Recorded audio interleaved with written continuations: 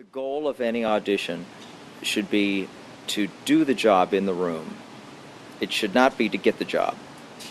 So anytime an actor goes on an audition, they really should not approach it as, I have to book this job. They should approach it as, I've just got to go in and do this work. I have to make it come alive in the room the best way that I can. Because there's any number of reasons outside the actor's own control as to why somebody might get the part. You know, you might come in and give a great audition, but still not get the role because the role gets cut, the producer has a friend they want to give the role to, you look too tall or too short standing next to someone who's already been cast, or you look too much like somebody else who's already been cast. Any number of things that are completely outside of your control. But if you come in and give a good audition, at least you show them the kind of work you can do, and that's how you can get called back into the office to audition for more stuff. And that's how people build career.